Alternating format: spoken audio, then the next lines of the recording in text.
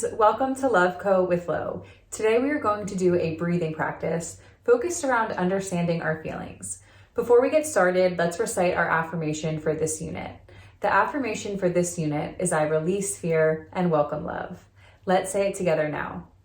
I release fear and welcome love. In the last lesson, we talked about how we shouldn't label our feelings as good or bad, but rather as pleasant or unpleasant.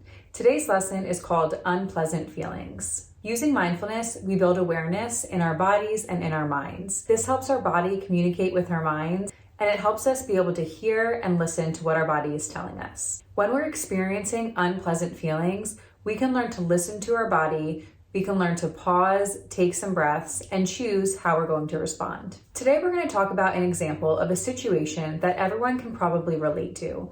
Whether the situation has happened to you personally, or you can just have empathy, which is understanding how another person would feel in this situation. Before we get started, let's talk about how actions cause reactions from us.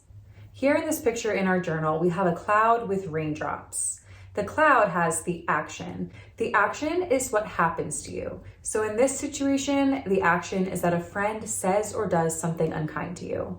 Then we have the raindrops falling out, which is what happens because of that. When a friend does or says something unkind to me, it causes a knot in my throat. What are some other sensations you might feel when this happens to you? Pause the video and fill in the other two raindrops.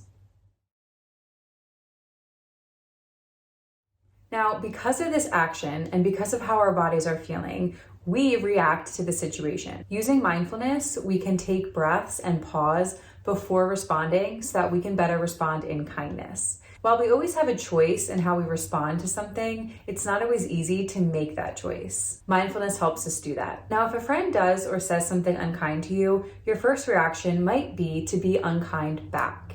This doesn't feel good for you, and it certainly doesn't feel good for them. It can be hard to respond in kindness because your feelings are hurt. And responding in kindness doesn't mean ignoring the unkind way in which you were treated, but instead it means being honest about how you feel so that you can be kind to this person, teach them a lesson, and so that you can both move forward. We're going to do a little guided visualization here. And as we do so, I want you to focus on your breath and focus on how you would feel in this situation. If it feels good for you, you can close your eyes or you can just stare at the screen. Imagine this. Your friend says something very unkind to you on the playground. You're feeling hurt, and you start to feel a tightness in your throat, like a knot. Think about some other things that you might feel in your body because of this emotion. Take a slow breath in and a slower breath out. By taking time to breathe, we give ourselves time to decide how we want to react. Imagine that you respond by yelling back something unkind.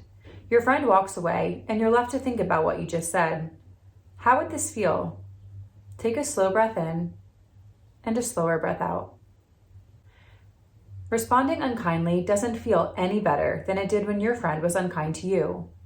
One way to act in kindness to your friend is to tell them how you feel. You are hurt and upset.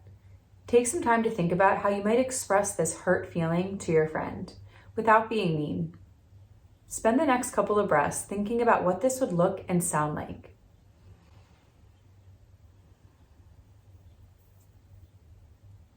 Let's take another deep breath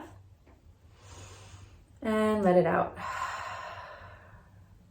Every action that happens to us has a reaction from us, but we have this magic gift, the power to choose. Mindfulness helps us better access that power and helps us stay in control of our emotions and how we're treating others.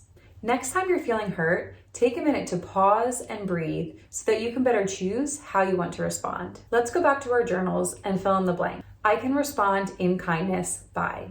Often, responding in kindness means being honest about how you feel. This helps your friend better understand how their actions had an effect on you, helps them build empathy and compassion, and helps you practice communicating how you're feeling. Communication, especially using kindness, is a really important skill for friendships. It's also important to note that if you ever do react in a way that doesn't feel very good, It's okay. We're all human. We all make mistakes and we all do things that don't always feel great afterwards. I encourage you to have conversations with your classmates or your family members about other times where you had to make the choice to react in kindness to someone who wasn't necessarily being kind to you. I hope you enjoyed this lesson today, and I'm so glad that you joined me. I'll see you next time. Bye, friends.